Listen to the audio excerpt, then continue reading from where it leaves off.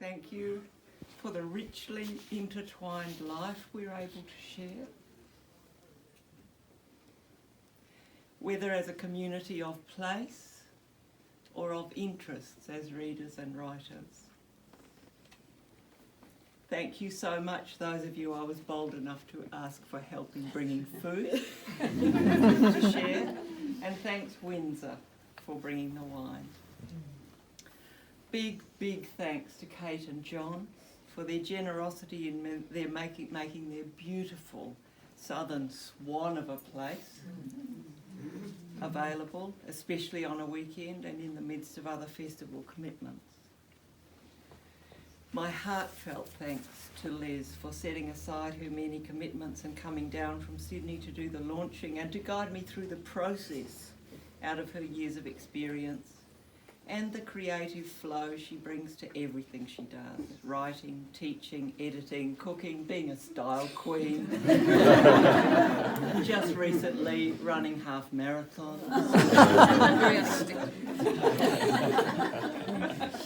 I actually was going to say quite a little bit more, but Liz commanded me to shorten it. I'd like to thank Terry for putting up with me. Anyone who lives with a writer will know that I need say no more.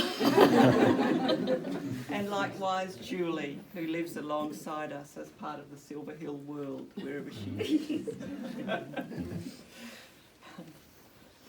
Thanks to Kathleen Mary Fallon, my friend in writing, for reading my work, then getting on my case and insisting that I send the manuscript out. Thanks to the judges of the Dorothy Hewett Award for picking me. And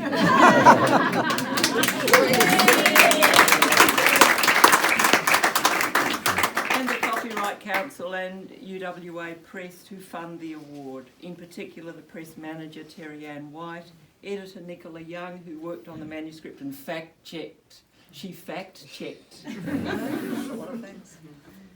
And all of the UWAP staff for their care and professionalism in bringing the work to publication. Thanks to LJ and the festival organisers for creating a space for the launch, and Chris Pearce at Hobart Bookshop for handling festival orders. Thanks to my wonderful goddaughter Erin for being here from West Australia, completely serendipitous. Thanks everyone for being interested. So, the book. First of all, a word about the title. I'm sure you've all agonised at some stage over a name for a human or animal person, or a book or painting or other work. My own uncertainties about my title, or whether it was too pretentious, too obscure, etc. All my fears were realised when my very good friend picked the book up for the first time and said, "Oh, rogue intestine."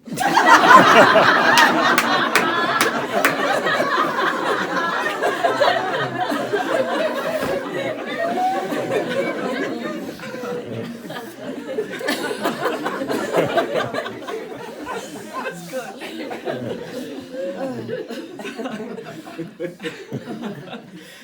Rogue Intensities is actually a quote from a book by Kathleen Stewart, which talks about how emotions and thoughts, those intensities, can and do ambush us in the most everyday circumstances at most unexpected times. So they're rogues. They come up, they grab us.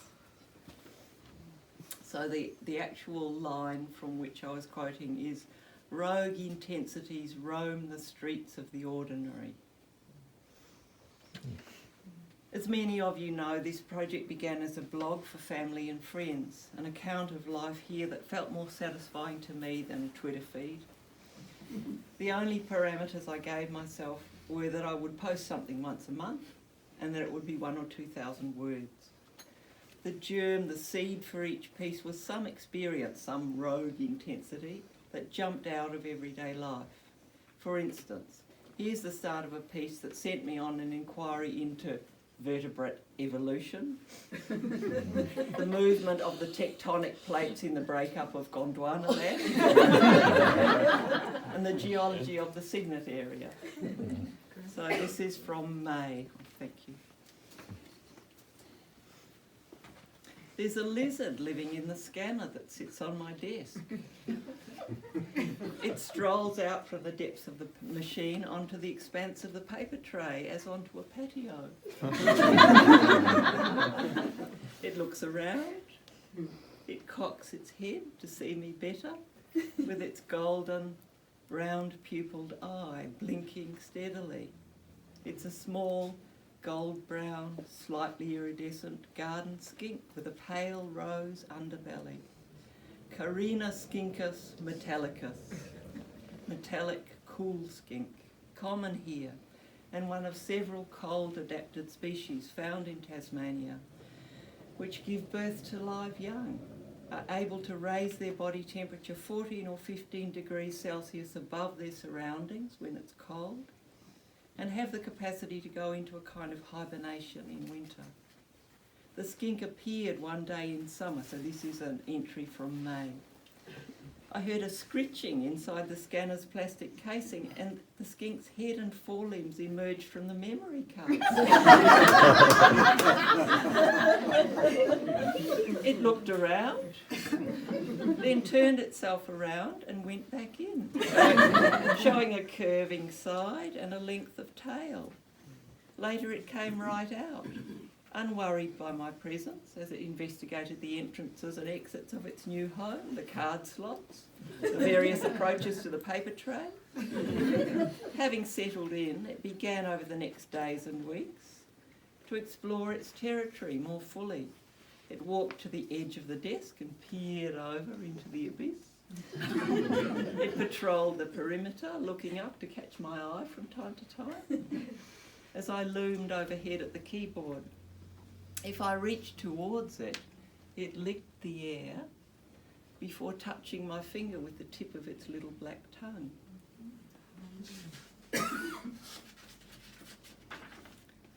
The first cold days have come and the skink is much less active. During the hot weather it was out and about all day. Now days go by without a sighting. Will it disappear for the winter? I know so little about the creatures living their lives around me.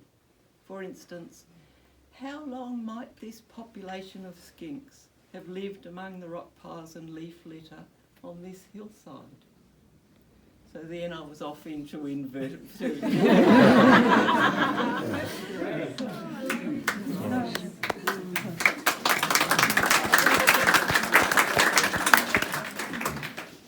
The book is a kind of journal then, moving month by month across 5 turns of the solar year through life in this landscape, this hilly country of the Huon, with the river always close, where ancient Melukerdee trackways still wind, and property boundaries reflect ticket-of-leave land grants, where lives of plants and creatures, including humans, grow out of and are nourished and buffeted by ancestral presences and by powers of wind and stone and water and fire. The process of noticing and pulling on the threads of moments of intensity took me far and wide and in directions that surprised and sometimes disturbed me. I wanted to sit and follow the complexities of things, inwards and outwards, connecting the two worlds. Here's a piece that began with the beautiful look and feel of charcoal left in the cool morning ashes of a winter fire. So this is from June. When I was a child, I loved to take charcoal from the fireplace and grind it to a paste with water to make ink, whose deep opacity fascinated me. I would hold the jar up to the sun, tilting it to find the thin meniscus at the very edge of the liquid through which some light could come. It was a world of darkness in small. I could come nearer to it, hold it in my hand, touch its surface and watch the end of my finger disappear into its mystery. And I could find images there. I used it to write and draw and paint lines and washes in velvet black and soft grey, with a brush made from a chewed twig and a pen cut from a kelp gull feather brought back from the beach. It was satisfying to find the materials I needed close at hand. Downhill at the river, the inky water stained purple, brown, black by buttongrass tannin from the high country reminds me of those experiments in depth and darkness. In places on the west coast of the island where rainfall is very high, huge volumes of fresh water, tannin dark, pour off the land and create an opaque layer on top of the salt water of the sea, limiting available light, and so the deep comes nearer. Feathery sea pens, corals, sponges that usually live very far down, come up to reefs and outcrops just metres below the surface. I'm thinking about all this because now it's cold enough to light the fire each evening. Terry has begun to collect the silky, brittle logs of char that are left in the morning ashes after the stove has been shut down overnight.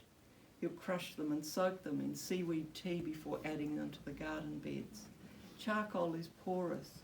Each piece becomes a little outpost like a sunken wreck or a reef that hosts a world of life, supporting bacteria and fungi that sweeten and fertilise the soil. And if the char is made in a fire that's not too hot, it retains oils and tars, an aromatic chemistry of persistence that allows it to last and last in the ground, doing its work without breaking down. Only a little while to the shortest day. The sun grinds in its black bowl, shining chunks, our planets and moons. Almost a year since Michael died, 7 years since Jenny died, my companions, going ahead into the dark, one breath then gone, sounding. Night rises and I step in. Sometimes it's all I have of them, this ink that swallows the world. Beautiful.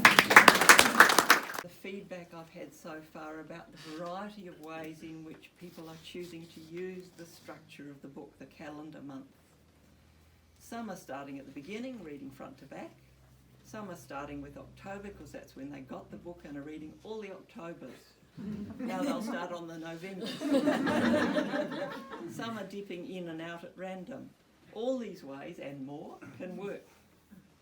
So in that spirit of beginning anywhere, here's a piece written at this time of year, thinking about my father whose birthday was the 2nd of November yesterday, All Souls Day, in which I'm thinking about why I write.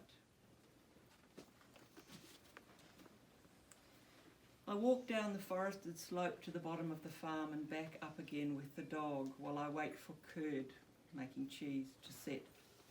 She trots wolf-like and stops from time to time and points into the understory of bracken and goodenia and prickly coprosma beside the track and looks back to let me know that she smelled something that we can hunt